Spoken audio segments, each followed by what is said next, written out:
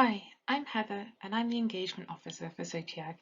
I'm going to talk to you a bit about SOTEAG and then focus on the engagement work that I do.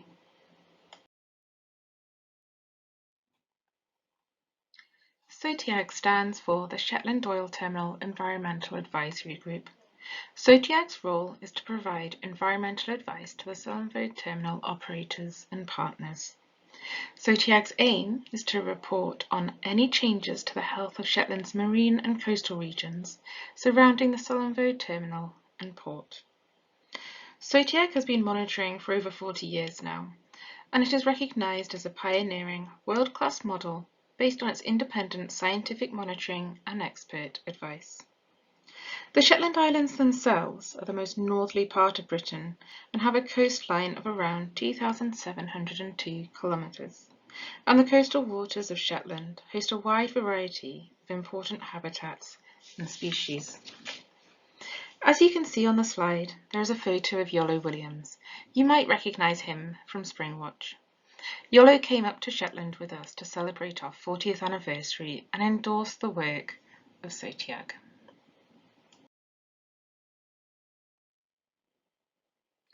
Here is a little bit of background about SOTEAG. The construction of the Sullom terminal in the 1970s was the largest project in the UK at the time, and it is now one of Europe's biggest oil and gas terminals at 400 hectares. At this site, oil and gas are stored, processed and distributed via tankers. I'll briefly go through the timeline of events. So in 1974, the baseline monitoring began, and by 1975, the Sullom Association Limited was established. It's a non-profit making, limited liability joint venture company established by oil industry and Shetland Island Council partners. In 1976, the baseline monitoring results and oil spill strategy was published by SOTEAG, now SOTEAG, as an early environmental impact assessment, or EIA. In 1978, the monitoring committee was established and the first oil flowed through the pipeline. However, SOTEAG's structure and EIA was criticised by the local government because of their lack of independence from the oil industry. The group's membership and function were reviewed by the Shetland Islands Council, and in 1977 SOTEAG was restructured and SOTEAG was formed. SOTEAG now has an independent chairman, an independent executive officer, new terms of reference, wider representation and greater local representation. The number of oil industry reps and Shetland councillors are always balanced. A diverse membership is drawn from academia, the oil industry, central and local government, government statutory agencies, indigenous industries and environmental NGOs.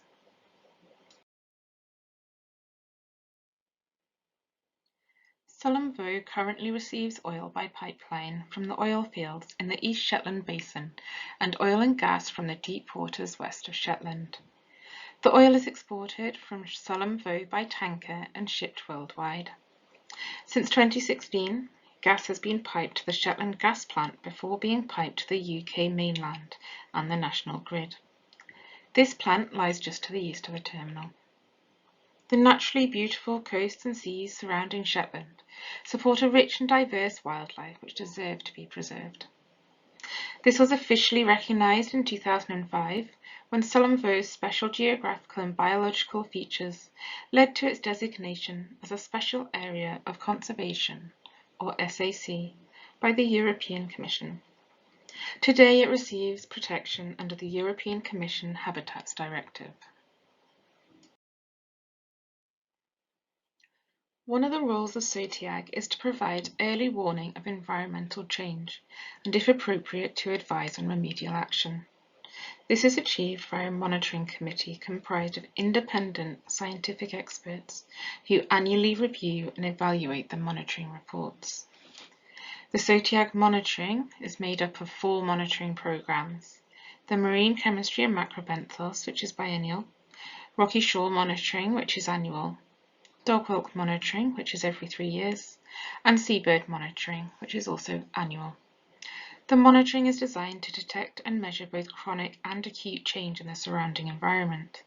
It provides an up-to-date and accurate baseline should an oil spill occur. The monitoring committee is based on the expertise of the person and not the institution to which they are affiliated.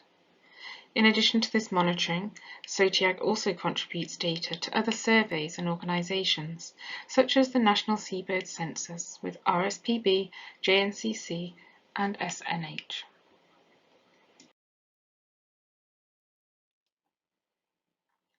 For many years, SOTEAG's Wildlife Response Coordinating Committee, WRCC, was in place to deal with oiled wildlife response strategy. However, oiled wildlife response practices and standards have developed significantly. To support this modern change, WRCC has been rescinded. In the event of a major spill, Shetland would follow the National Contingency Plan and provisions. However, due to the unique nature in Shetland, it was decided that SOTEAG will host and develop a new network of communication, cooperation and local resources for oiled wildlife preparedness and response support in Shetland. Therefore, SOTEAG has recently set up SONE, Shetland Oiled Wildlife Network, which will aim to share good practice and resources among stakeholders and interested parties on Shetland.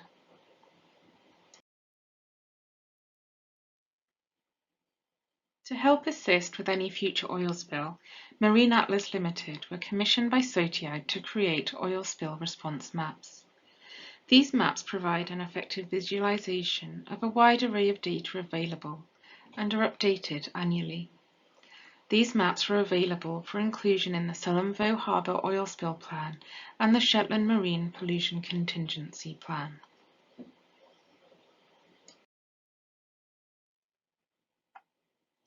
I've briefly run through SOTEAG's background, and I'm now going to focus on the engagement work that I do. As I said before, SOTEAG's aim is to ensure the health of Shetland's marine and coastal regions surrounding the Sullom Voe terminal and port. SOTEAG's engagement aim is to ensure that the public is part of a two-way conversation involving the exchange and application of knowledge with the goal of generating mutual benefit. I'm just going to run through some of the different types of engagement that I do. To start with, I will talk to you about the social media we use. SOTEAG uses a range of social media platforms, including Twitter, Facebook, and Instagram. We use social media as a platform to reach an audience that we do not reach through any other engagement practices. Social media allows us to engage with a large audience, be this local, national, or international. On the slide, you can see a couple of examples that highlight the number of people we can reach. We then invite these people to follow our pages, take part in online activities, and visit the SOTEAG website. It is very important when doing public engagement that you do not just engage with one type of audience, and you can achieve this by using a mix of platforms. For example, if I want to reach a large young audience, I'll use Instagram. Facebook is great for reaching those between 25 to 55, and we have also used the local radio to reach people specifically in Shetland. By boosting posts on platforms such as Facebook and Instagram, we also receive more data about the people who are interacting with our posts. We're able to look at the age, gender, and geographical location of people. This allows us to monitor who we are interacting with, but it also helps us understand how different audiences want to interact with us. If we find there is a gap, we can think about adopting a new method.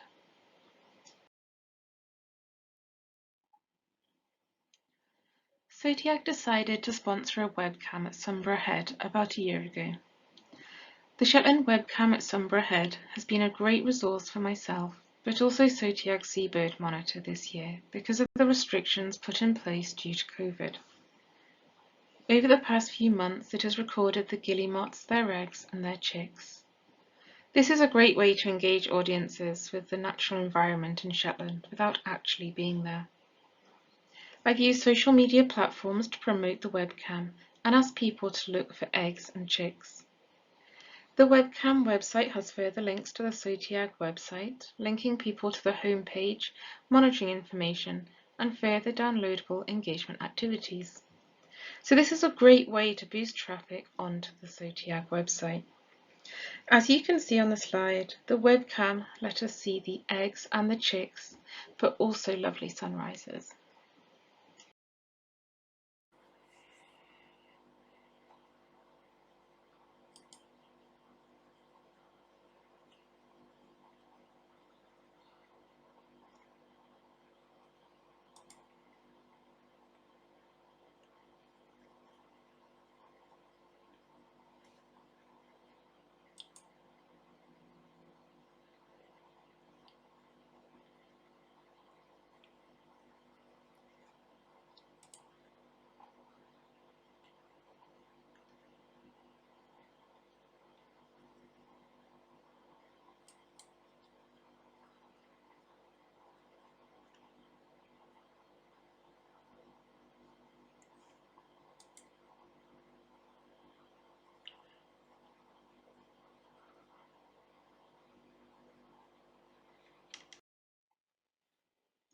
Last year I ran a photography competition for children in Shetland.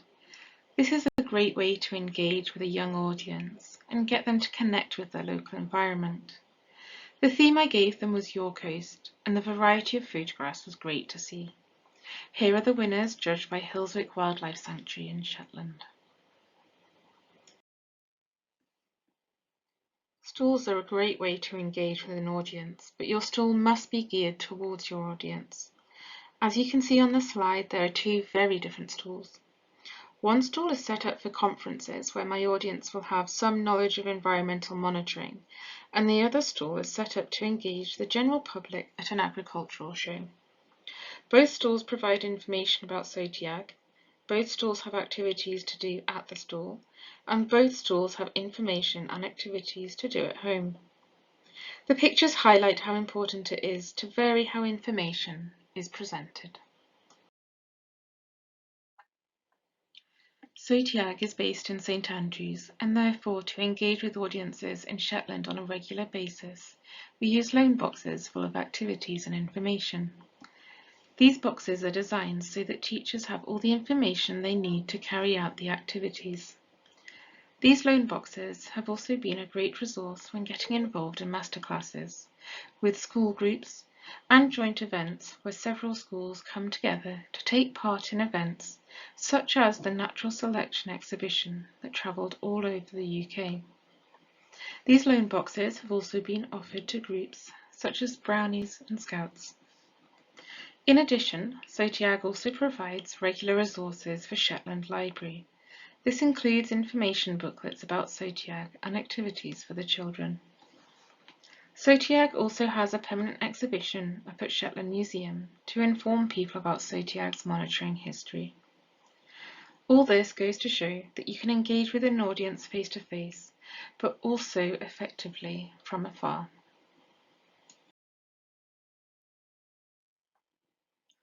One of the things that SOTEAG looks at is the success of cliff nesting birds. This information is updated annually and presented in a seabird report. In 2019, breeding success was average or high for all of the monitored species. The number of chicks per breeding pair is monitored, and for example in 2019, 0.64 razorbill chicks fledged per incubating pair. This is the joint highest on record. Common guillemot breeding success at Sunborough Head was 0.76 chicks fledged per incubating pair, and this was the fourth highest on record. This is useful information, and having comparable data is an excellent resource. However, presenting this information in reports is not an accessible format for most people. One way which I have overcome this issue is to create a board game based on up-to-date seabird data. Each player is a seabird, and the aim is to collect 4 fact cards about your bird based on environmental monitoring in Shetland.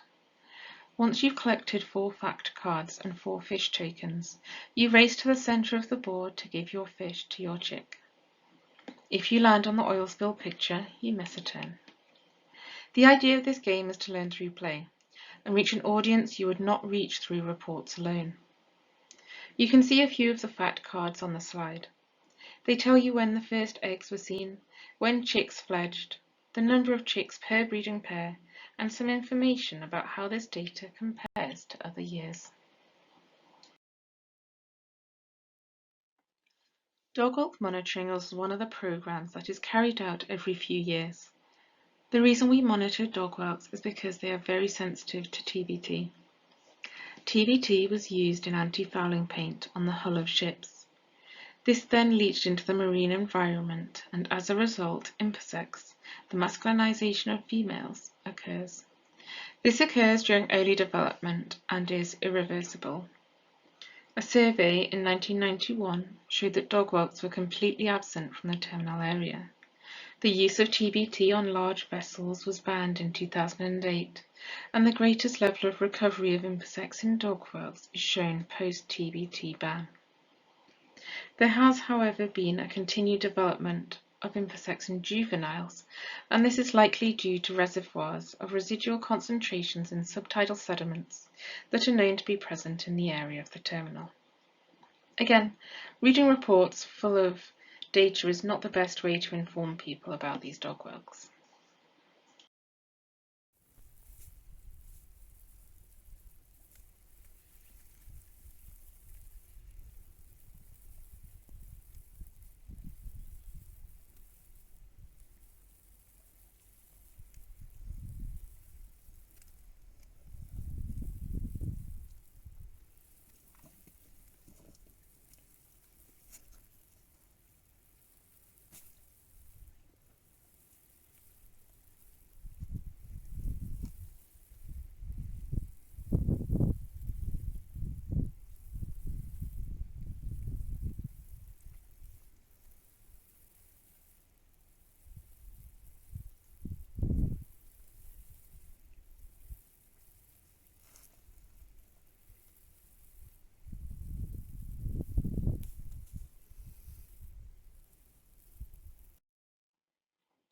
One way in which we engage people is to show them how our environmental monitors monitor and record dog whelk data. Here is a short video. This will go on the website with a voiceover talking about dog whelk population history. It will be clipped together with other videos.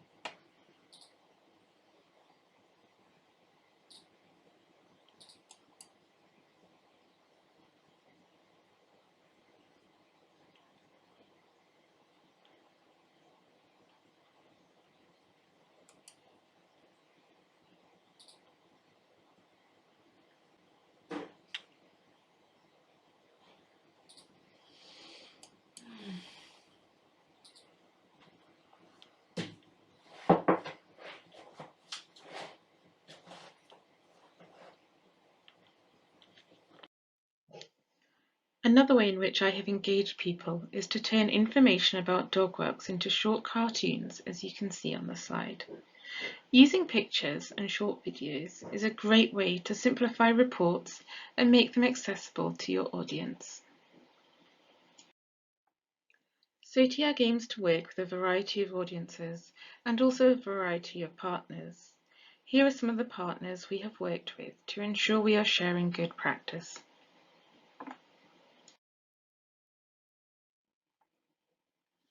Thank you for listening.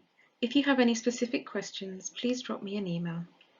Here is the SOTEAG website where you can access the reports and a variety of downloadable SOTEAG engagement activities. Thanks everyone.